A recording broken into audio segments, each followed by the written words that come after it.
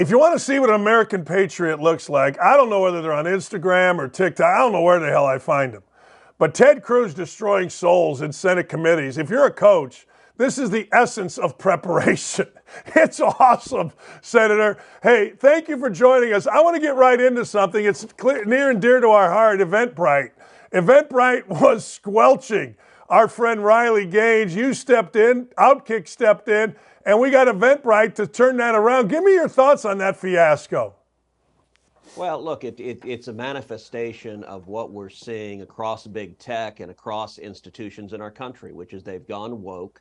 And when it comes to big tech, they use their power for censorship. They use their power against views that are disfavored. And I think what they were doing to Riley Gaines was disgraceful. I was glad to speak out against it. I was very glad Outkick spoke out against it.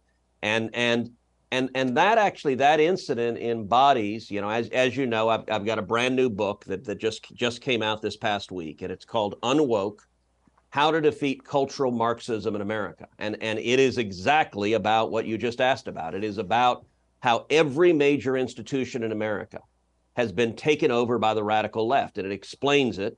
And each chapter is on a different institution. So it starts with universities. I call universities the Wuhan lab of the woke virus. It's where it was created, it's where it mutated, it's where it spread. And then from universities, it goes to K through 12 education, it goes to journalism, it goes to government, it goes to big business, it goes to big tech, it goes to entertainment, Hollywood, movies, TV, sports, and music. From there, it goes to science. And the last chapter is on China, which is a central nexus connecting it all. And what this book does is explains, number one, how the radical left took over each of these institutions. But number two, even more importantly, it lays out a clear practical step for how we fight back and how we take the institutions back. And this is a great example where you guys and I and others called them out. One of the steps, one of the tools we have is sunshine and transparency, because their views are wildly unpopular. Normal, rational people don't support grown men going into women's locker rooms and showering, schools forcing women to shower next to grown men. That doesn't make any sense, and it's the radical left's agenda nonetheless. How do sports fight back? You mentioned the transgender issue, which has made people absolutely insane, but we see it everywhere. We see it in the NBA. Hell, hockey, everybody got mad because they didn't wear gay pride sweaters. How does the average person fight back? Yeah. So there are lots of tools we can use, but I really advocate three different tools. One is transparency and sunlight, because the left's agenda is wildly unpopular. The second is increasing the negative costs, the harms that people face from going woke. And the third is for conservative business leaders and libertarian business leaders to invest in the organs of transmission of ideas. Buy a radio station, buy a TV station, buy a movie studio, buy a record label, buy a book publishing house. Actually, Outkick, you are part of how we fight back, creating alternative avenues to communicate. What you guys are doing is integral to the strategy of how we retake those institutions. You look at the NBA, which was happy to put Black Lives Matter emblazoned on the courts for an entire season. Well, you know what happened? Their viewership and their customers and ticket buyers plummeted, and they lost a ton of money. And you notice they very quietly just scraped it right off the court. That's part of how you hold them accountable. You increase the negative consequences. You change the cost-benefit ledger. And we're seeing victories like that over and over again. And what I advocate in the book on woke is systematically fighting in each institution to do exactly that. You know, speaking of China, I just saw this and I'm stunned. San Francisco somehow, some way got its street cleaned in about 10 minutes. Now the communist dictator is coming in limousines, and we've got the streets of San Francisco lined with Chinese flag. Correct me if I'm wrong, but this is the country and the dude that put COVID into our lives in the United States. Am I going too far with that description? You are not at all. You are absolutely right. And that, again, is a major theme of my book on woke. The reason the final chapter is on China is because China is intertwined with every one of these institutions. And there's a reason Joe Biden is there kissing the ring of Xi. I explain in this book how today's Democrat Party, tragically, is structurally pro-China. And the reason they're pro-China is their major stakeholders, big business, big tech, big universities, and big Hollywood, are all in bed with China. And so Joe Biden's there saying, we don't want to decouple from China. Well, you know what, Joe? Yes, we do. And we saw in the middle of COVID, number one, and I lay out in the book, in my chapter on science, the evidence that the COVID virus what escaped from the Wuhan Institute of Virology, a Chinese government lab. I think the weight of the evidence suggests that China created the virus through gain-of-function research. Then they suppressed it, suppressed the news when it escaped. They are directly responsible for the millions of deaths that came from COVID, for the trillions in economic loss. And Joe Biden and the Democrats won't hold them accountable. And even worse, they won't stand up to them. They won't delink our economy. During COVID, we saw a Chinese state-owned newspaper threatening to cut off life-saving pharmaceuticals, medicines, heart medicines, blood pressure medicines, cancer medicines that Americans need to stay alive as a tool of economic warfare. We cannot remain dependent on China. We've got to stand up to them. But, you know, the trip to San Francisco also embodies the massive hypocrisy of the left. Listen, San Francisco is a great American city, an iconic American city that has been utterly destroyed by radical left-wing politics. And the fact that 3 days ago they couldn't clean the streets, that the residents were told, I'm sorry, there have to be criminals everywhere on the street, there have to be homeless people, there have to be people shooting up drugs on the street, there have to be people defecating on the street. They literally have an app they sell in San Francisco that is called Poop Finder, where you can report human feces on the sidewalk. And yet when the head of the Chinese Communist Party comes, they miraculously clean it all. They remove the criminals. They remove the homeless people. Well, why the hell didn't they do that a week ago? Do the residents of San Francisco not count, or does the left only work for the Chinese communists? Is it overblown, the crime that's going on across the country, including in D.C., where we're seeing carjackings, including, well, I guess the president's granddaughter? Do you think, I get told all the time, well, that's overblown. That's overblown. Okay, well, in your view, is it? It's not remotely overblown. One of the things we've seen over the last 3 years is crime rates skyrocketing across the country, murder rates skyrocketing, carjacking rates skyrocketing, assault rates skyrocketing. Look, in D.C., you're right. Someone tried to break into the car of the president's granddaughter. The Secret Service had to fire rounds. By the way, if that were just an ordinary citizen, if that were you firing rounds, you'd be in jail. But if it's the detail protecting the president's granddaughter, it's okay. We also had a member of Congress. We had a member of Congress, Henry Cuellar, carjacked in D.C. at 9 o'clock at night. He was at his apartment building. His apartment building filled with members of Congress, and yet they carjacked him. They stole his car. They stole his luggage at gunpoint. And the reason we're seeing this rise in crime is very simple. There are radical leftists, and we talk about this again in the book UNWOKE. I talk about this at great length. Is we have policies that George Soros DAs and liberal elected officials are letting violent criminals go.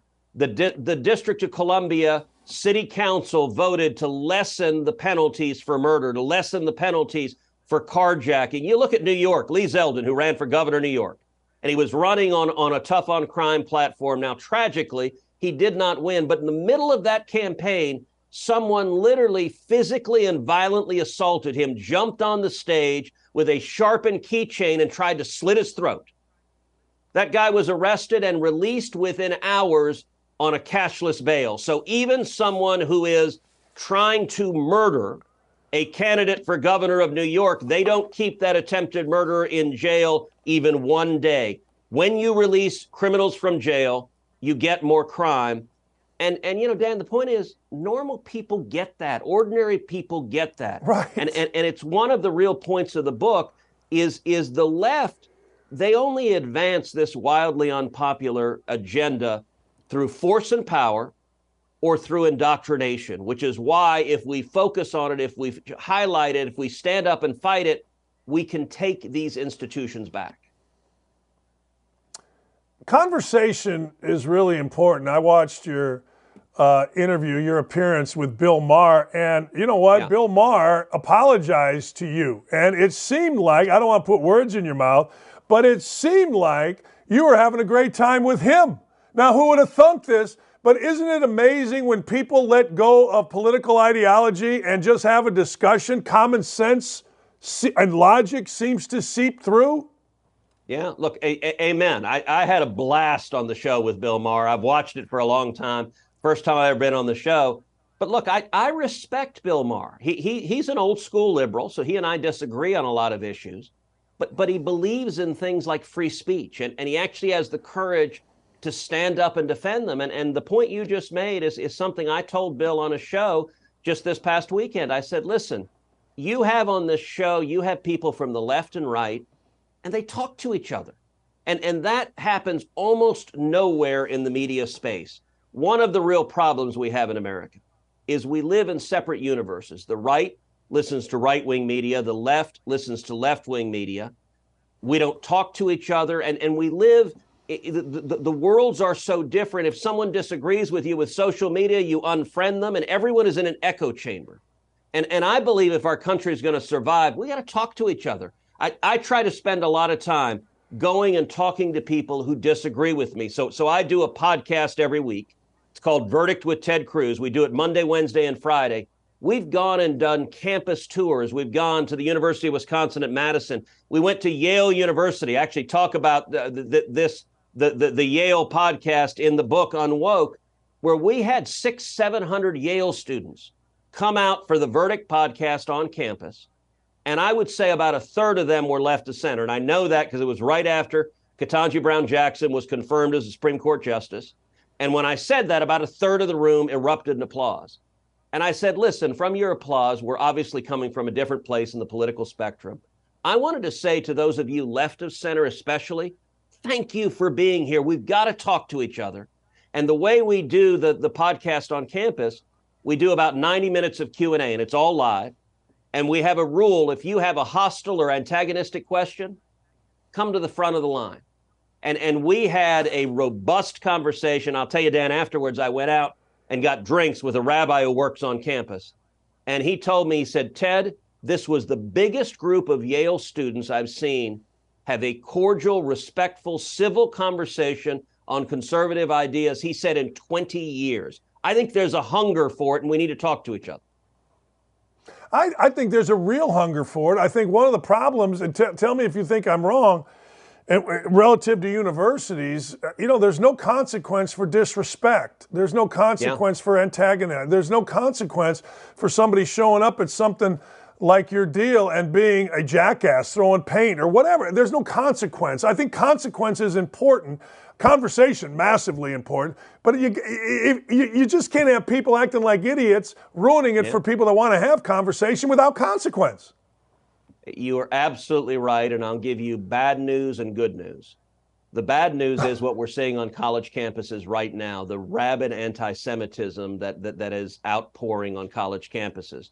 35 student groups at Harvard signed a letter saying that all of the violence, all of the atrocities committed by Hamas terrorists, the civilians murdered, the women and children raped, the infants slaughtered, they said all of that is 100% the fault of Israel. That is ignorant, it is racist, it is anti-Semitic, and it is a manifestation of the cultural Marxists that have seized that institution. Just down the river at MIT, this week we have reports of Jewish students being violently and physically prevented from going to class by angry, threatening anti-Israel protesters. And Jewish students saying they don't feel safe on campus at MIT, and absurdly, the administration at MIT says they won't expel the students who are violently threatening other students and stopping them from going to class. Why? Because they're foreigners there on student visas, and if they expel them, they'll lose their student visa. Well, if you're a guest in this country, you should abide by our laws, and if you're violently threatening other students, you should be sent back to your home country. Look, that's a sign of just how sick these institutions are. Now, let me give you a positive sign on the other side, and this is a story I tell in the book UNWOKE. You remember last year when a federal appellate judge went to Stanford Law School and he was giving a speech at Stanford Law School, and angry protesters began screaming, began yelling, began threatening him, began screaming that his children should be raped. Well, when that happened, it was disgraceful. They stopped his speech. They shut down his speech. A dean came from the law school. The DEI dean came, and the judge thought that she would enforce Stanford's free speech policy. She didn't. She sided with the angry mob. And the line she kept saying is the juice worth the squeeze? It's painful to listen to you. Well, here's the good news. When that happened, number one, I wrote to the president of Stanford and then the dean of Stanford Law School calling for there to be consequences, what you just said, and they fired the DEI dean in response to that. Number two, I wrote to the Texas State Bar, and I said, look, to be a member of the bar, you have to pass a character and fitness exam. If you tried to do what those law students did in a courtroom, if you're a lawyer and you scream and yell at a judge, you will be held in contempt. You will be arrested and sent to jail. As a lawyer, you can't treat a judge that way. And I urge the Texas State Bar to engage in additional examination whether applicants from Stanford Law School engaged in that kind of violence. Well, you know what? The Chief Justice of the Texas Supreme Court wrote me back and said the Texas State Bar agrees. And now for graduates of Stanford and also Yale Law School, where they've had similar incidents, they're going to do additional examination into whether they've ever participated in harassing or threatening speakers. All of this is an example of increasing the negative consequences, and it's how we push back and start to take these institutions back. Well, logic says you do, and that's great news. Last thing, if both win out and Alabama goes into the college football playoff ahead of Texas, will there be a Senate inquiry? Will people have to appear before you? Look, I'm just saying this. My view is simple, which is hook 'em horns. It ought to be simple and straightforward. Texas is having an awesome season. I'm still mourning our one loss to Oklahoma. It was tragic. It was heartbreaking. Actually, ironically, the day Texas lost to Oklahoma, I was at A&M at the A&M Alabama game, which was another heartbreaking loss. And I will say, sadly, Kyle Field, I think, erupted in louder cheers that Texas lost than they did for an Aggie touchdown. And so I refrained from those particular cheers. I root for every Texas team, but I'm proud of the Longhorns this year. They're having a heck of a season. Yeah, they're having a great year. Hey, I know you've got to run. I love talking to you. Second time you've been on. Thank you, sir. Great stuff. Well, thank you, Dan. I appreciate it. I just want to say to all your viewers, this book, it's not an abstract academic book. It's filled with stories. It's fun. It's interesting, and it's available in any bookstore. It's available on Amazon or Barnes & Noble or Books A Million. I would encourage you, buy one because you'll enjoy reading it, but also Christmas is right around the corner. This makes a great gift. Buy a book for your mom. Buy it for your best friend, or even better, buy it for your kids because they need to know the garbage that the radical left is trying to indoctrinate them with. It's a great read, and it is useful. It gives you real tools to fight back against the lunacy we're seeing right now.